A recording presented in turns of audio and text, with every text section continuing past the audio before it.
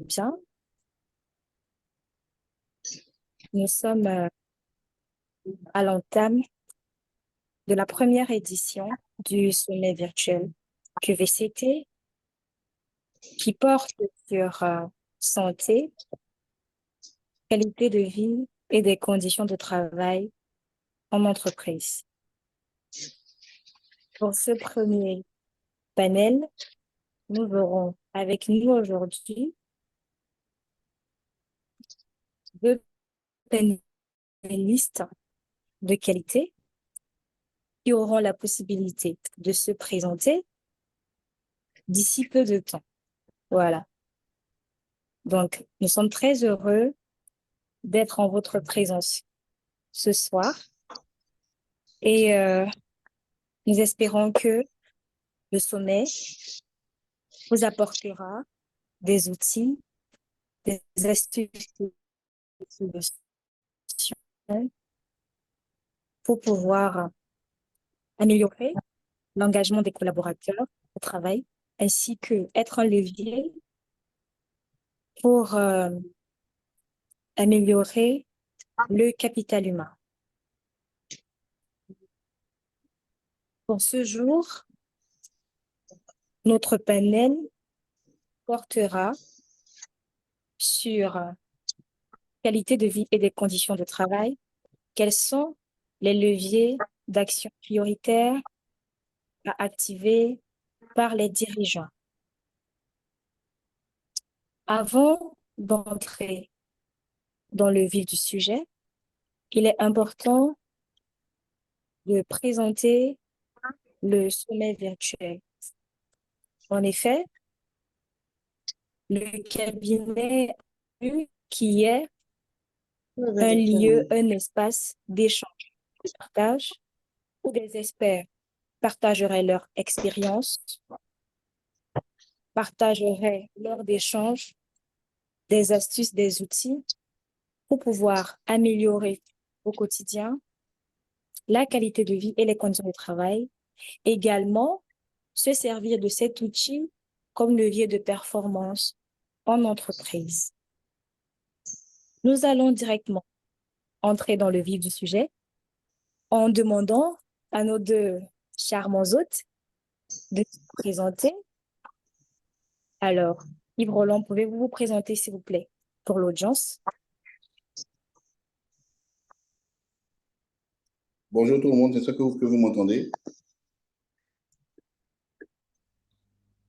Oui, nous vous entendons. Merci. Alors, j'aurais pensé qu'on commencerait par Régine pour faire honneur aux dames, mais si vous insistez, je vais commencer. Je suis Yves Roland Alimant, je suis directeur ressources humaines chez Olam Agri pour la région Afrique francophone.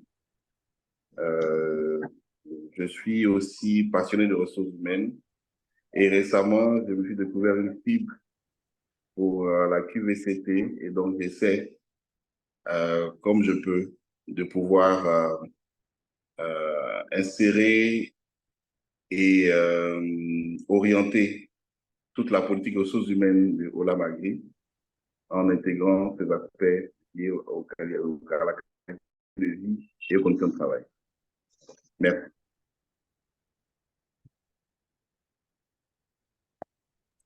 Merci infiniment, Yves Roland. Régine, s'il te plaît, peux-tu te présenter? Bonjour à tous et vraiment, c'est un réel plaisir pour nous de vous avoir à ce premier sommet virtuel sur la qualité de vie et des conditions de travail. Je suis Régine Love Moukete et je suis Chief Happiness Officer et consultante qualité de vie au travail. Donc, voilà un peu qui je suis. Et depuis 7 ans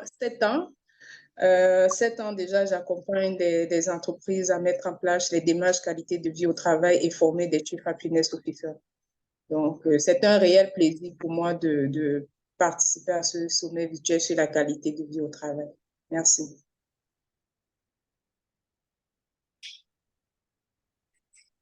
Merci Régine, merci Yves Roland.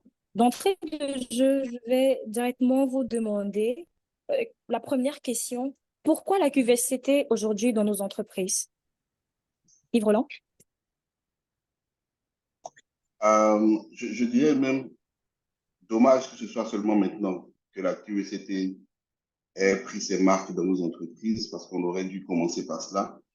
On ne devrait pas penser une entreprise sans penser les conditions dans lesquelles les collaboratrices et les collaborateurs que nous accueillons vont exercer leur talent et le mettre à profit de l'entreprise.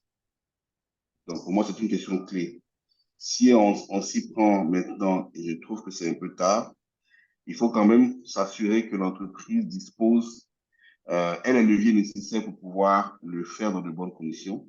Je pense que à l'occasion de ce forum que vous nous offrez, on pourra dans les questions ultérieures élaborer plus en détail quelles sont les conditions, quels sont les leviers et quels sont les bénéfices attendus tant pour les travailleurs et aussi pour l'entreprise. Merci infiniment, Régine. La qualité de vie au travail, parce que premièrement, comme Yves l'a dit, c'est un peu tard, mais premièrement, parce qu'aujourd'hui, au travail, on vit d'abord. Aujourd'hui, il faut d'abord vivre au travail avant de travailler. Donc, c'est important déjà de se rassurer que les gens vivent et en plus, ils travaillent. C'est important de se rassurer de comment les gens vivent au travail pour mieux travailler parce que le travail aujourd'hui est perçu et vécu différemment selon les différentes générations qui interagissent dans le milieu de travail. Donc, voici pourquoi la qualité de vie, parce que ça vient apporter la vie. Nous savons tous que là où il n'y a pas de vie, on ne vit pas. Et parce qu'on ne peut pas vivre, ça entraîne, en fait, c'est un peu comme un état de courroie, ça entraîne la mort dans tout le reste de processus, en fait. Donc, si les gens ne peuvent pas vivre au travail, ne peuvent pas bien vivre au travail, si leur environnement de travail ne leur permet pas de se développer selon certains leviers, cela entraîne rapidement que le travail aussi ne puisse pas bénéficier de cette performance humaine. Donc voilà, pour le dire aussi simplement, pourquoi la qualité de vie au travail aujourd'hui. Merci infiniment. Je pense qu'à partir déjà de cette première question, on commence déjà à entrer de plein pied dans le sujet. La deuxième question que je vais poser, qui est un peu plus centrée vraiment sur le thème, c'est quels sont, selon vous, les 3 leviers prioritaires que doivent activer les dirigeants pour améliorer la QVCT? Régine? Donc, bon, moi, je suis vraiment dans le... Est-ce que je ne vais pas d'abord laisser Yves Roland? Je préfère que Yves Roland commence et puis moi, je vais venir en support à Yves Roland. Parce que moi, en tant que consultante, si j'ai peur de parler et que Yves Roland dise, Régine a déjà tout dit. Mais lui, aujourd'hui, qui est dans cette démarche, dans son environnement de travail, je préfère que lui qui le vit, qui puisse réellement nous dire aujourd'hui pourquoi, comment et qu'est-ce qu'il faut activer, etc. Et puis moi, je viendrai... comme dit en sport à Yves Roland. Voilà. Pas de souci, Régine. C'est vraiment avec plaisir que je vais aborder la question avant que tu n'interviennes. Oui. Raïssa souhaite qu'on parle de 3 leviers prioritaires. Je pense qu'il y en a un peu plus que 3, mais je vais m'arrêter aux 3 pour respecter la formulation de ta question. Le premier, c'est avant tout de former les dirigeants de l'entreprise. Parce que tout bon exemple part de la tête. Et vu que la QVCT est une réelle transformation de l'entreprise, on ne peut pas espérer voir cette transformation se réaliser si elle n'est pas portée par les têtes de l'entreprise. Je n'ose pas dire la tête, je préfère dire les têtes, parce que même au niveau de la direction, c'est un collège, c'est une équipe qui travaille à transformer l'entreprise. Donc, il faut d'abord former les dirigeants de l'entreprise, mais dans le même temps, il faut aussi sensibiliser tous les autres acteurs. Parce qu'une transformation a beau être portée par les dirigeants, elle ne prend vie que lorsqu'elle est vécue, intégrée et intériorisée par le reste de l'équipe, par les autres membres du personnel. Donc, donc la première démarche est à double sens. Premièrement, former les dirigeants sur l'intérêt d'implémenter une QVCT pour leur entreprise et pour leurs collaborateurs. Deuxièmement, c'est sensibiliser les collaborateurs sur quelles sont les attentes, quelle est leur participation, leur contribution et quels bénéfices ils peuvent en tirer si une telle démarche est mise en œuvre dans leur entreprise. Donc, premier niveau, formation, sensibilisation. Le deuxième levier prioritaire pour moi, c'est de créer le cadre d'écoute. De créer le cadre d'écoute pour pouvoir identifier les aspects qui ont du sens et de l'importance aux yeux du personnel. On ne met pas en place une initiative de transformation si celle-ci ne répond pas à des préoccupations critiques de ceux à qui elle s'adresse.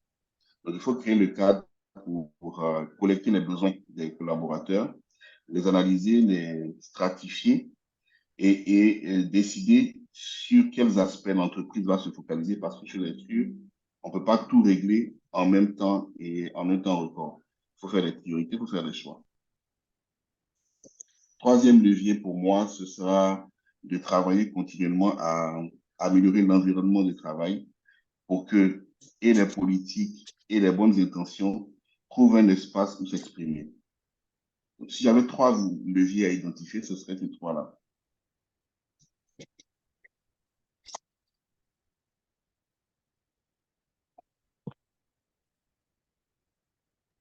Merci infiniment, Yves Roland. Mais si tu peux continuer, parce que tu as dit tout à l'heure qu'il y avait plus de 3, même si ma question elle était formulée à 3, mais non, c'est pas. Tu peux toujours, tu sais, il y a plus de leviers, tu peux ajouter, vu que, voilà, avant que Régine n'ajoute quelque chose. D'accord. Alors, l'autre levier sur lequel il faut travailler, c'est la culture de l'entreprise. Parce qu'une transformation, pour qu'elle soit durable, il faut qu'elle s'imbrique dans la culture de l'entreprise. Sinon, elle peut paraître comme un effet de mode et va disparaître par la suite. Donc, on va perdre le bénéfice. Donc, pour moi, le 4e levier, ce serait de travailler à insérer les innovations liées à l'implémentation de la QVCT dans la culture de l'entreprise pour qu'elle puisse en faire une empreinte durable. C'était ça la 4e. Et puis, bien sûr, le 5e levier, c'est d'avoir un organe de veille et d'analyse qui permet de corriger au fur et à mesure les politiques, les processus et les décisions afin qu'elles restent d'actualité par rapport aux besoins de l'entreprise. Donc, il y a une sorte de surveillance qu'il faut mettre en place pour s'assurer qu'on reste sur la droite ligne des ambitions qu'on s'est fixées en initiant cette initiative. Merci J'en ai infiniment, rajouté Yves 2, Roland, Raïssa. Je magnifique pense que tu aventure. fais ça. Et je pense que c'est bon maintenant. Tu vois que toi-même, tu es plus détendu, tu as ajouté les 2, donc tout va bien. Régine, est-ce que tu peux ajouter quelque chose? Bon, je pense qu'il a déjà donné 5 éléments qui sont les éléments de base. Moi, je commencerai déjà par la culture d'entreprise. Parce qu'avant de former des dirigeants, il faut d'abord commencer par la culture d'entreprise. Beaucoup d'entreprises ont des cultures qui ne sont pas vécues, qui sont simplement affichées et d'autres n'en ont même pas. D'accord? Et ça sous-entend que si on ne comprend pas pourquoi nous vivons ensemble et comment nous vivons ensemble, ça veut dire que nous allons sur des chemins dispersés. Si nous ne connaissons pas ensemble quelle est notre vision, pourquoi nous sommes là et ce pourquoi nous devons nous lever. Il a parlé du sens tout le matin pour arriver. Ça veut dire déjà que nous allons sur des chemins dispersés. Chacun viendra pour ses propres valeurs, pour sa propre vision et pour ses propres objectifs. Quitte à atteindre les objectifs et les valeurs des autres. Donc, Yves Roland a cité les éléments, mais moi, je vais juste un peu essayer de réordonner. Donc, c'est d'abord la base, c'est la culture d'entreprise. Ensuite, c'est la formation des dirigeants. Parce que ce sont les dirigeants d'abord qui font vivre la culture d'entreprise. Ce sont les dirigeants qui impulsent la vision et le leadership de l'entreprise. Donc, ce qui veut dire qu'il faut d'abord penser à former les dirigeants sur la culture et rajouter maintenant la qualité de vie au travail. Parce que si on a compris pourquoi ensemble nous sommes là, quels sont les différents comportements que nous devons incarner, je pense que nous avons même déjà commencé à travailler sur la qualité de vie au travail. Donc, former sur la culture d'entreprise, c'est très important. Et maintenant, rajouter des formations sur la qualité de vie au travail à tous les niveaux. Très souvent, les directeurs ne se sentent pas impliqués. Ils pensent que c'est peut-être pour des managers en dessous, mais c'est de la tête du directeur général. Bref, tous ceux qui interagissent au quotidien dans l'entreprise doivent être formés et sensibilisés par rapport à la qualité de vie au travail. Et comme Yves l'a dit maintenant, il faut arriver à détecter les leviers sur lesquels nous devons commencer à mettre en place. On ne va pas prendre tous les leviers de prime abord, mais quels sont les leviers prioritaires pour notre démarche? Donc, ça sous-entend, comme il a dit, un environnement d'écoute. Donc, après avoir formé les dirigeants au leadership, un certain leadership et la culture, maintenant, il faut écouter aussi les autres. Quels sont c'est vrai que nous avons la vision, mais il faut aussi écouter les collaborateurs pour prendre en compte leurs différents défis, parce que la qualité de vie au travail, comme on le dit, c'est une démarche collaborative. Ce n'est pas une démarche qui est simplement directive, elle est collaborative. Il faut créer cet environnement d'écoute auprès des collaborateurs. Ensuite, avoir un organe de veille. Parce que si, après avoir formé, après avoir sensibilisé et qu'on ne se rassure pas que la machine, de temps en temps, les techniciens, ils appellent ça comment? Maintenance, voilà. Maintenance, Et quand, maintenance. voilà, c'est la maintenance, c'est bien ça. Voilà. Et quand on ne se rassure pas de la maintenance du système, vite fait, le système peut tomber en panne. Et c'est très important maintenant d'avoir un organe de veille qui peut être un chief happiness officer, un responsable expérience collaborateur. Et pour des entreprises qui ont une grande capacité, mettre sur pied même toute une cellule, en fait, de la qualité de vie au travail, parce que ce n'est pas évident pour un collaborateur d'arriver à déployer cet outil dans une entreprise. Il faut des appuis, des ambassadeurs, etc. Donc, voilà les trois leviers. D'abord, la culture d'entreprise, après la formation, ensuite l'écoute et l'organe de veille. Donc, ça revient aux mêmes éléments qu'a cité Yves Roland. Merci infiniment, Yves Roland. Merci infiniment, Régine. Si Maintenant, je peux rajouter un élément, Yves aussi pourra le rajouter. Il faut tenir compte aussi de la taille de l'entreprise dans ces éléments, la taille de l'entreprise et le côté financier, s'il vous plaît. C'est très important en termes de qualité de vie au travail. Il faut tenir compte de la taille de l'entreprise et surtout, nous invitons les collaborateurs, des personnes qui veulent se lancer dans cette démarche, de commencer avec des pseudo-budgets, d'aller doucement, en fait. Donc, c'est très important, la taille de l'entreprise et quel est le budget qu'on peut déjà disposer pour commencer cette démarche. C'est très important. Ça sont des éléments en plus qu'il faut étudier parce que certaines démarches ne fonctionnent pas quand on vient du premier jour avec un grand budget. Je pense que Yves Roland peut nous en dire un peu plus les problèmes budgétaires dans les entreprises. Donc, moi, je vais laisser Yves Roland essayer d'insister sur ce point budgétaire dans les entreprises. Merci Régine. Tu abordes une question qui est importante parce que il faut faire un arbitrage assez équilibré entre réussir un projet et réussir un projet coûte que coûte. D'accord? Beaucoup de projets échouent parce qu'on a mis l'accent sur des activités qui sont coûteuses et vu qu'on n'a pas eu les accords pour pouvoir les faire, on se décourage, l'équipe projet se décourage et on baisse les bras, on abandonne. Alors qu'un tel projet pourrait avoir commencé par des activités qui ne sont pas coûteuses du tout, mais qui impulsent le changement et qui créent la confiance avec les dirigeants de sorte que lorsqu'on repart vers eux pour leur demander un appui financier pour en faire davantage, ils soient eux-mêmes prédisposés à le faire parce qu'ils ont vu les résultats de ce qu'on a pu réaliser sans assistance financière. Donc, dans l'élaboration du planning des activités, il faut se tenir compte de ce qu'on n'aura pas forcément toujours les moyens financiers pour réaliser ce qu'on souhaite. Donc, ces activités qui sont coûteuses, il faut les garder pour une seconde, une deuxième ou une troisième phase de déploiement du projet et identifier de petites victoires, comme on le dit dans la gestion des projets, de petites victoires, de petites activités qui peuvent avoir un effet beaucoup plus impressionnant, qui peuvent militer en notre faveur et qui peuvent attirer l'attention et des collaborateurs, mais aussi des dirigeants sur le fait que sans moyens, mais par la volonté et la passion qui nous anime, on est capable de faire un certain nombre de choses. Imaginez ce que cela pourrait être si on avait un peu plus de moyens. Donc, il y a toute une stratégie à mettre en place pour fédérer les énergies et les ressources autour de notre projet. Mais une chose est claire, si dès les premiers instants, on attend de recevoir de gros budgets pour pouvoir réaliser les initiatives liées à la QVCT, on risque de créer les conditions pour que le projet meure avant d'avoir même démarré.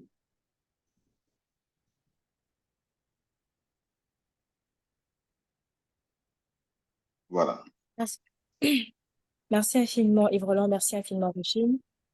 Alors, je pense que après, déjà, cette grande partie où on a apporté des éléments de réponse, maintenant, vous pouvez poser des questions dans le chat.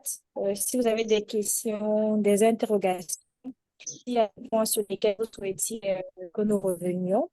Donc, le temps que vous apprêtiez vos questions, on va un peu vous présenter.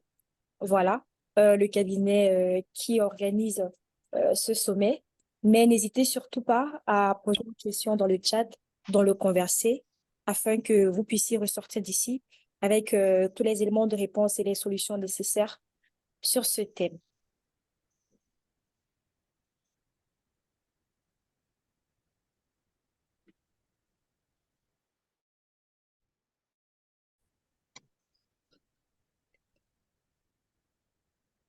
Alors, aujourd'hui, c'est le cabinet Régine Pro Consulting qui vous reçoit. Alors, le cabinet Régine Pro Consulting est un cabinet spécialisé qualité de vie et des conditions de travail, risques psychosociaux, transformation culturelle et managériale, formation et coaching directeur avec plus de 1000 formés et plus de 30 team building à son actif. Nous sommes présents dans 3 pays, la Côte d'Ivoire, le Cameroun et le Sénégal. Également, vous avez la possibilité, pour ceux qui nous découvrent, de pouvoir nous suivre à travers nos différentes plateformes, LinkedIn, Facebook, ainsi que notre site web dont je pourrai partager le lien, dont l'équipe pourra partager le lien, pardon, dans le conversé.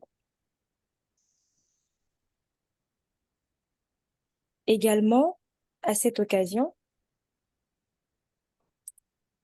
nous organisons du 6 au 8 novembre à Dakar un workshop QVC Acte 2 qui portera sur structurer et optimiser les évolutions et transitions générationnelles, le bien-être au travail, réengager les talents et fidéliser le capital humain. Ce sera là, effectivement, l'occasion pour vous, voilà, d'avoir plus d'éléments de solutions hormis ce workshop où vous aurez, des cas pratiques, des ateliers, des partages d'expériences complémentaires, des retours même d'expériences, que ce soit des formateurs ou encore même entre participants. Et pour toutes les personnes qui se sont inscrites à ce sommet et qui y participent, vous pourrez bénéficier d'une action commerciale de l'équipe. Voilà. Et en prélude au prochain panel qui aura lieu juste après celui-ci, à 15h30 GMT, il portera sur la santé mentale au travail. Quelle posture doivent adopter les dirigeants? Alors, lors de ce panel, la question centrale est quels sont les principaux défis en matière de santé mentale auxquels sont confrontés les employeurs et les collaborateurs? Alors, après ce panel, ne vous déconnectez surtout pas, restez connectés pour pouvoir assister également au deuxième panel qui, je vous l'assure, sera riche en valeur. Donc, après ce petit moment, vous retrouverez dans le conversé autant la fiche de participation au workshop, le lien vers le site web, ainsi que le catalogue et la présentation de notre entreprise. Nous allons maintenant, après ce petit moment, prendre des questions dans le conversé pour les personnes qui ont souhaité poser des questions. Donc, la première question que moi, je vais poser, c'est au sein des équipes en entreprise, quels sont les premiers outils que les dirigeants pourraient utiliser pour déjà amener même l'équipe, voilà, à comprendre l'importance capitale de la QVCT dans leur quotidien. Ma question s'adresse à qui pourrait la répondre, autant Régine que Yves Roland. Mais je souhaite que Yves Roland y réponde, s'il vous plaît. Mais merci, Raissa. Est-ce que tu peux reprendre ta question, s'il te plaît? D'accord. Je disais, au sein des équipes, c'est vrai qu'on parle de dirigeants, mais d'une certaine façon, parfois même les équipes n'ont pas hâte de la QVCT. Donc, quels sont déjà, au niveau basique, les petites astuces ou les outils qu'on pourrait utiliser pour amener aussi les équipes à adhérer, voilà, à ces cultures, en fait. Je ne sais pas si tu comprends ma question. Je vais essayer de répondre, tu me diras si j'ai compris ou pas. D'accord? Alors, l'idée ici, ça rejoint le premier point de mon intervention, ça concerne la sensibilisation. La QVCT est nouvelle pour beaucoup d'entre nous et beaucoup d'organisations. Donc, il y a une question de sensibilisation dans le sens des formations. Il faut déjà communiquer avec les collaboratrices et les collaborateurs pour leur expliquer quelle est l'intention derrière la mise en œuvre d'une telle initiative. Qu'est-ce qu'on recherche, qu'est-ce qu'on vise. Ensuite, il faut les informer également des bénéfices que cela apportera et au cadre de vie et à leur propre personne. Okay? Je pense que si on passe sur ces deux aspects principaux, l'adhésion d'une bonne partie du personnel va se faire de façon naturelle. Bien entendu, il faut compter avec les résistances naturelles au changement, mais ça nous donne une occasion supplémentaire pour renforcer la communication et de faire en sorte que les organes de veille dont Régine et moi avons parlé aient également une mission à accomplir lorsque le projet sera mis en œuvre. Donc, il y a une phase initiale de communication, d'information et de sensibilisation, mais il y a une phase secondaire de communication continue qui permet de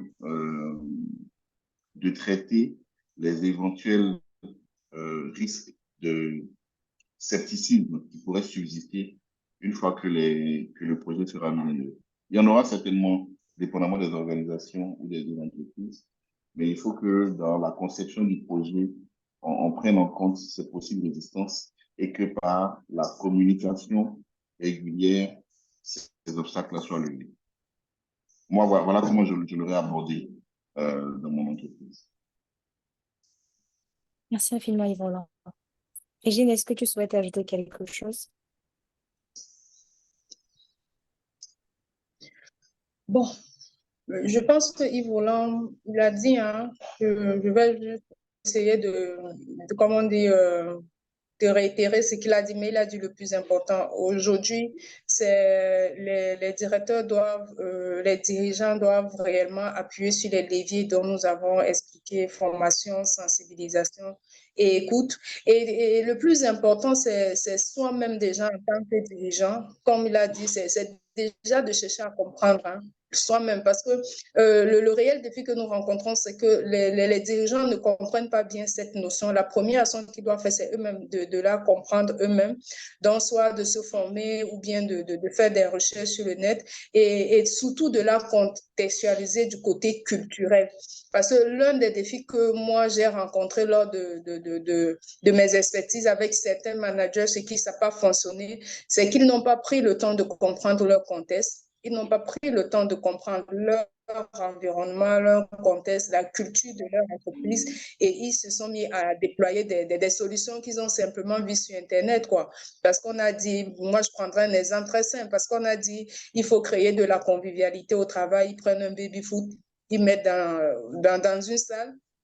Et les collaborateurs ne savent même pas pourquoi on a mis le baby-foot, à quoi ça sert le baby-foot, parce que ça ne correspond pas à leur culture, ça ne correspond pas à leurs attentes. Ils ne savent pas pourquoi c'est là et on ne leur communique pas pourquoi c'est là, mais on leur rappelle juste qu'on a mis un baby-foot pour que vous vous sentez heureux, pour que vous vous sentez bien. Est-ce que c'était ça un indicateur pour eux, pour créer de la convivialité? Donc, c'est pour ça que c'est important de d'abord soi-même se former en tant que manager, de se sensibiliser, de se former, de comprendre c'est réellement quoi la qualité de vie. Et le plus important, c'est que ça réponde à notre culture et à la génération la génération de collaborateurs que nous avons dans nos équipes.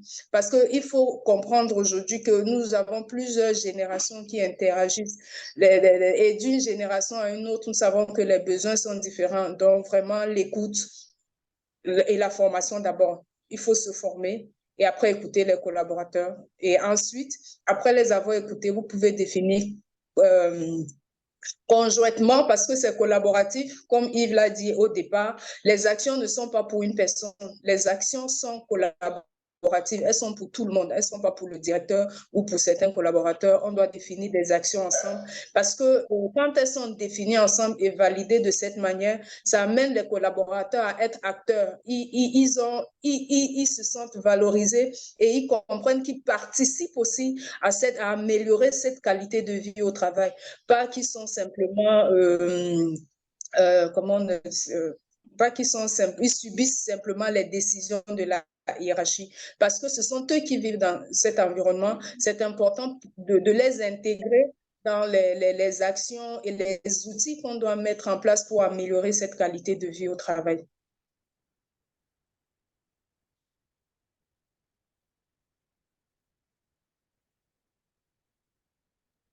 Merci Régine et merci Yves Roland pour ces éléments de réponse.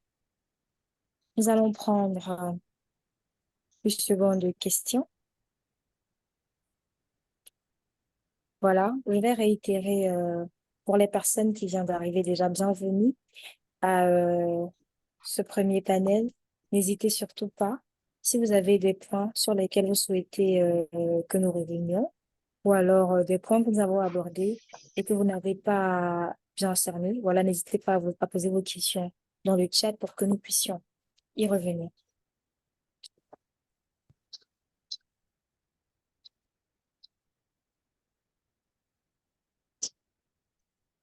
Le temps que les participants arrivent, je voudrais aussi dire que c'est vrai que ce sont les dirigeants qui impulsent la démarche, mais je pense aussi que nous encourageons aussi certains collaborateurs à prendre le devant. Nous encourageons vraiment.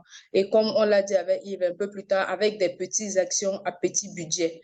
Donc, c'est pas, ça peut venir, c'est vrai que c'est plus évident quand ça vient d'en haut, mais aussi les collaborateurs à leur niveau dans les équipes peuvent aussi se concerter et voir comment ils peuvent mettre ensemble des actions pour améliorer la qualité de vie dans les équipes. Donc, pour dire que il faut pas penser que la qualité de vie au travail, c'est pour l'autre, c'est pas pour moi. C'est tel collaborateur qui doit le faire. Moi, je ne dois pas le faire.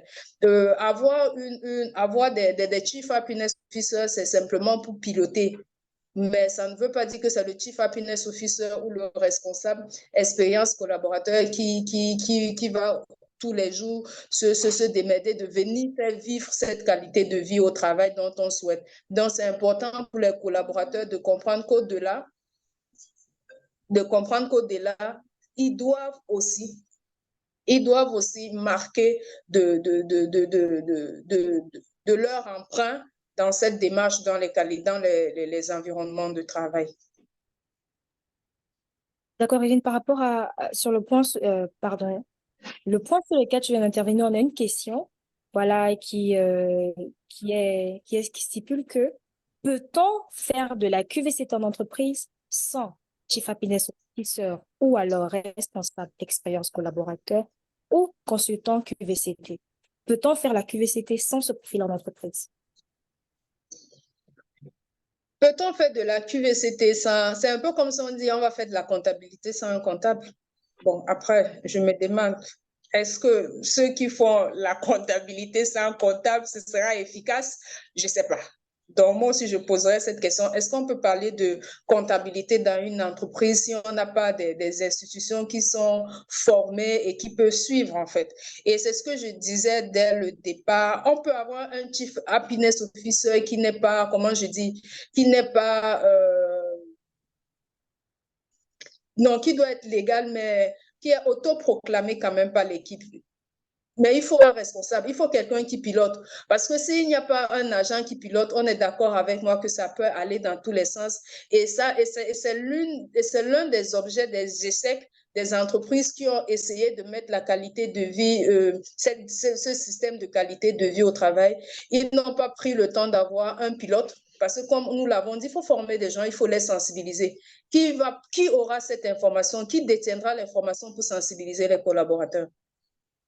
S'il n'y a pas une personne qui est dédiée à ça, en fait. Donc c'est très important d'avoir un collaborateur qui est dédié à cet outil. C'est normal, dans une entreprise, on ne peut pas décider de faire du marketing si on n'a pas un responsable marketing. On peut le décider, mais il faut qu'on se rassure quand même que les informations que ce profil va nous donner à l'entreprise vont nous aider. Sinon, ça peut être du plagiat et ça peut entraîner l'entreprise. Rassurez-vous, je vais vous raconter une anecdote. Un directeur qui a vu un jour bien-être au travail et il s'est levé, il allait dire dans son équipe, à partir d'aujourd'hui, je vais faire le bien-être de mes collaborateurs. Et les collaborateurs étaient assis, ils le regardaient. Bon, monsieur, moins de choses. Monsieur, vous avez dit, vous allez vous occuper de notre bien-être au travail. Il mettait des actions en place, mais comme il n'avait pas la démarche, le processus exact pour que les actions qu'ils mettent en place soient valorisées et qu'elles aient des résultats, donc ça ne fonctionnait pas en fait. Donc c'est un peu ça. Si aujourd'hui on parle de démarche qualité de vie au travail, c'est parce qu'il faut avoir un pilote, une personne qui est formée, qui a la bonne information, qui a la bonne formation pour sensibiliser, accompagner, afin de limiter aussi les écarts de performance, afin de limiter les écarts de performance. Parce que si ce n'est pas piloté, ce n'est pas accompagné par des profils qui sont formés, rapidement, on peut sortir de cette zone. Et quand ça crée l'effet inverse, rassurez-vous que ça crée beaucoup de toxicité et de toxicité, de méfiance et de découragement, pour dire même démotivation et désengagement très élevés au niveau des collaborateurs, en fait. Quand on leur a promis d'améliorer leur qualité de vie au travail, parce que c'est un engagement qui est très fort, quand on permet d'améliorer la qualité de vie ou bien le bien-être, et qu'au finish, ils ne vivent pas ces actions, ils ont l'impression que vous êtes en train vous dire le mot de leur berner, en fait, quoi. Vous parlez de quelque chose qu'ils ne voient pas. Donc, c'est très important de connaître, en fait, la démarche, de peur de sortir de la zone qualité de vie au travail. Je ne sais pas si Yves a des éléments à rajouter. Exactement, j'allais poser la même question à Yves. Est-ce comptabilité sans comptable, QVCT sans chief happiness ou consultant QVCT? Qu'est-ce que tu en penses? Enfin, pour moi, il faut déjà se poser la question de savoir qu'est-ce qu'on entend par mettre en place un chief happiness officer ou un responsable expérience collaborateur. Parce que il faut faire la distinction entre le rôle qu'on joue en entreprise et le poste de travail comme une institution organique dans l'entreprise. On peut avoir une personne qui, en plus de sa fonction classique dans l'entreprise, qui accepte de jouer le rôle de Chief Happiness Officer. D'accord? On ne va pas embaucher quelqu'un forcément pour faire ça en entreprise. Donc, si c'était ça la question, si c'était ça le sens derrière la question, ma réponse est non. On n'a pas besoin d'embaucher quelqu'un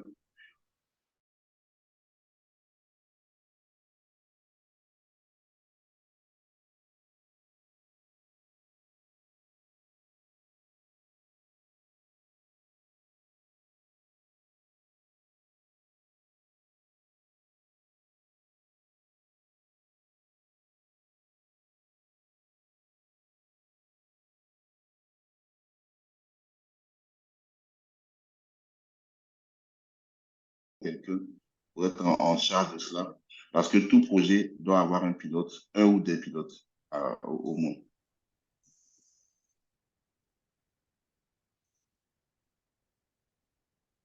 Merci infiniment, Yves-Roland, d'avoir répondu à cette question. Alors, avant que nous ne continuions, dans 5 minutes, nous allons lancer un sondage sur votre feedback par rapport à cette première session du sommet virtuel. Donc, n'hésitez pas vraiment à nous répondre et à nous donner votre feedback et vos impressions. Et pour les personnes qui viennent de nous retrouver, qui ont demandé le thème, aujourd'hui, le thème de ce premier panel porte sur qualité de vie et des conditions de travail. Quels sont les leviers d'action prioritaires à activer par les dirigeants?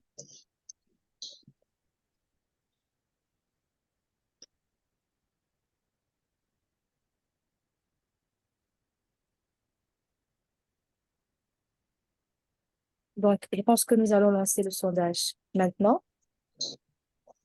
Et l'équipe peut nous aider avec cela. Et juste après ça, nous allons prendre le petit mot de fin ou de résumé de Régine et de Yves Roland. Voilà. Donc, vous pouvez déjà participer, hein. Je pense que tout le monde sur son écran est en train de voir le sondage. Ça prend à peine 30 secondes pour y répondre. Donc, n'hésitez pas vraiment à y participer.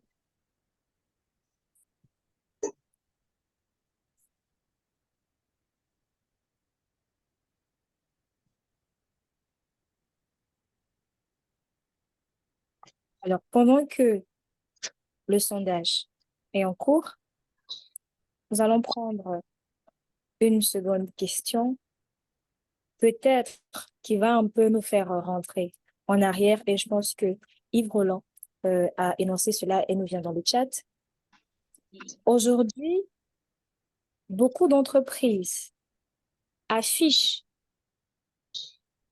QVCT, mais est-ce que ce n'est pas un effet de mode? Est-ce que ce qui est dit est vécu? Sinon, comment passer de la théorie de la QVCT à la pratique?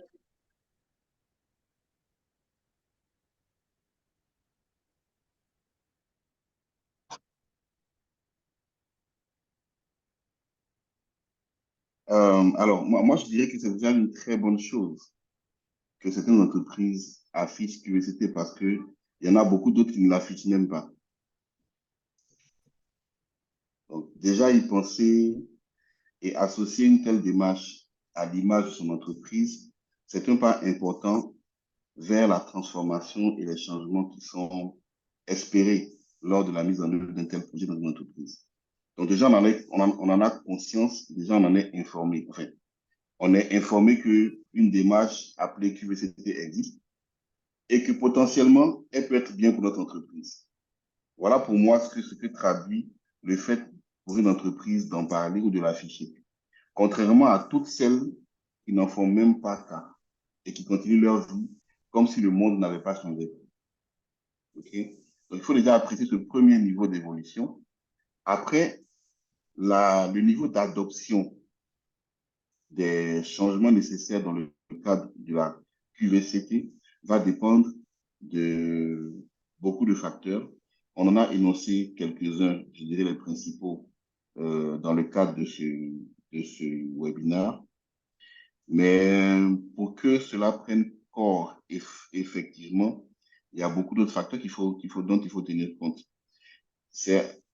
Ça commence toujours par l'engagement des dirigeants, encore une fois.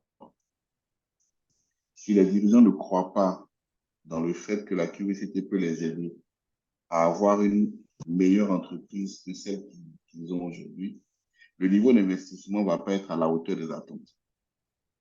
Deuxièmement, si on n'a pas bien expliqué ce que la QVCT peut apporter et à l'entreprise et aux collaborateurs, on pourrait avoir des résultats mitigés. parce qu'on aurait eu des attentes différentes. Si les employés considèrent que la QVCT va venir pour tripler les salaires de tout le monde du jour au lendemain ou offrir des promotions à tout le monde du jour au lendemain, quand vous reviendrez leur poser la question 2 ans après, ils vous diront, ils nous ont raconté des histoires. Notre vie n'a pas changé. On n'a pas eu les salaires qu'on espérait. Non, il ne s'agit pas de ça. Donc, il faut que les objectifs et les ambitions que doivent porter la QVC soient clairement expliquées et soient communément agréées entre toutes les parties. Il ne faut pas qu'on se trompe de combat. Dernier élément, c'est de regarder quels sont les moyens qu'on a mis en œuvre pour pouvoir réussir. Est-ce qu'on a organisé les équipes comme il se devait? Est-ce qu'on a accordé le temps qu'il fallait pour les sensibilisations, les formations à l'ensemble de l'équipe? Est-ce qu'on a considéré que ce n'était pas nécessaire de l'étendre à tout le personnel, mais que seule une catégorie devait y avoir droit? On ne peut pas former une partie du personnel et espérer avoir le rayonnement ou l'impact sur toute la société. Donc, il y a un certain nombre de décisions qui vont, à mon avis, influencer le niveau d'adoption et le niveau d'adoption et de dissémination de la publicité au sein des entreprises. Il appartient à toutes les entreprises, surtout à leurs dirigeants, de décider qu'est-ce que la QVCT va leur apporter s'ils la mettent en œuvre et jusqu'à quel point ils sont capables de s'investir personnellement et d'engager les ressources de l'entreprise pour pouvoir le faire. Merci infiniment, Yves Roland. Je pense qu'on tire déjà à la fin. On va prendre rapidement votre mot de fin et je pense qu'il y a monsieur ou madame Kofi qui a posé cette question et qui va être notre mot de fin. Que retenir concrètement de la QVCT et des actions prioritaires à mettre en place par les dirigeants pour prendre votre mot de fin, Yves Roland et Régine. Et avant de vous donner la parole, les personnes qui n'ont pas répondu au sondage, n'hésitez surtout pas, voilà, à participer et à mettre déjà votre feedback par rapport à ce premier panel. Régine et Yves Roland. Que retenir, oui, pour moi, la QVCT est une nécessaire avancée dans la vie des entreprises, mais aussi dans la vie des collaboratrices et des collaborateurs que nous sommes. La QVCT ne peut pas se réaliser en dehors de l'implication de tous les acteurs de l'entreprise. Et pour moi, la qualité de vie, c'est avant tout un choix, une décision personnelle, parce que l'entreprise peut mettre en place toutes les conditions qu'on souhaite. Il y aura un moment où chaque salarié, chaque employé devra décider de s'investir aussi pour que les initiatives aient du sens et aient de l'impact par rapport à sa vie et à son vécu personnel. Donc, c'est un chantier important et tout chantier lié à la transformation nécessite forcément l'implication de chacune des personnes qui participent à la vie de la société.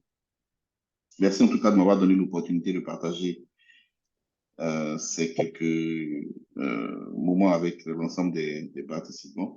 J'espère que j'ai pu répondre aux préoccupations qui ont été posées. Mais je suis convaincu que si ça n'a pas été le cas, Régine et son équipe seront disposés à prendre le relais et à répondre à vos préoccupations ultérieurement. Merci encore. Merci infiniment, Yves Roland. Régine. Je voudrais simplement rajouter que la vie en entreprise, elle a changé. La notion du travail est perçue différemment aujourd'hui. Donc, c'est important de mettre en place certains changements. Il ne faut pas résister simplement parce qu'on se dit c'est pour les autres, c'est pas pour moi, nous n'en avons pas besoin. Mais aujourd'hui, améliorer la qualité de vie au travail, c'est tout à fait bénéfique pour toutes les entreprises dans la mesure où moi, j'insiste le mot vie dans la mesure où nous vivons en entreprise et parce que nous attendons une certaine performance de l'entreprise, nous devons aussi savoir comment nous vivons, contrôler comment nous vivons et se rassurer que la façon dont nous vivons, elle n'est pas source, en fait, elle n'est pas source aussi défis de santé, nous allons en parler tout à l'heure, de défis de santé mentale au travail, parce que quand le travail est mal vécu, quand nous vivons dans un environnement où nous ne sommes pas légitimes, où nous ne nous sentons pas, quand nous ne percevons pas le sens de notre travail et quand nous n'avons pas l'impression où nous n'avons pas compris pourquoi nous travaillons, à quoi nous sert le travail et qu'est-ce que nous attendons qu'est-ce qu'on attend de nous dans une entreprise. C'est un peu comme si on est dans un environnement où nous sommes perdus. On a beau nous donner tous leurs objectifs, ce serait très difficile pour nous de les atteindre. Donc, c'est important pour les entreprises aujourd'hui de revoir, d'amorcer réellement ce changement. C'est important. Donc, pour dire en quelques mots, la qualité de vie s'est améliorée, comment les gens vivent en entreprise pour mieux porter la santé dans les entreprises, parce que travailler n'est pas contraire à l'épanouissement. Par contre, les deux vont de pair, en fait. Très souvent, je dis souvent que le mariage entre le travail et l'épanouissement et le travail font très bon ménage. Donc voilà, le travail et l'épanouissement ou l'engagement font très bon ménage. Donc voilà un peu mon mot de fin. Merci infiniment, Régine. Merci infiniment, Yves Roland. Nous allons dire merci à toutes les personnes qui sont là et surtout ne quittez pas parce que tel que Régine l'a annoncé tout à l'heure, le prochain panel qui débutera à 15h30 GMT portera sur la santé mentale au travail.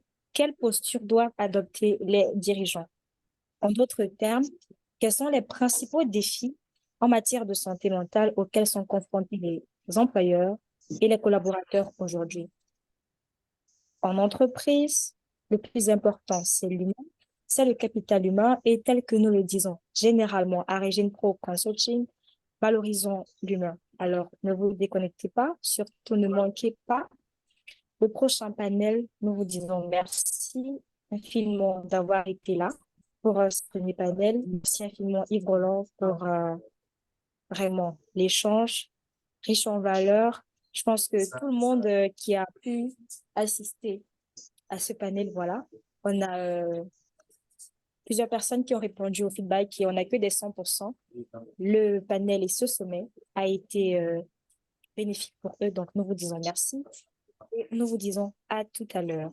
On a des merci qui arrivent dans le conversé, donc on vous souhaite une bonne fin de journée et ne manquez pas le panel avec Dr Anisha Savadogo, Mérimée Wilson et Marie-France Adjou. À tout à l'heure. Merci. Nous reprenons dans 30 minutes, c'est ça, non? 30 minutes, on se retrouve. Avec le même lien. C'est bien le même lien, c'est ça? Exactement le même lien.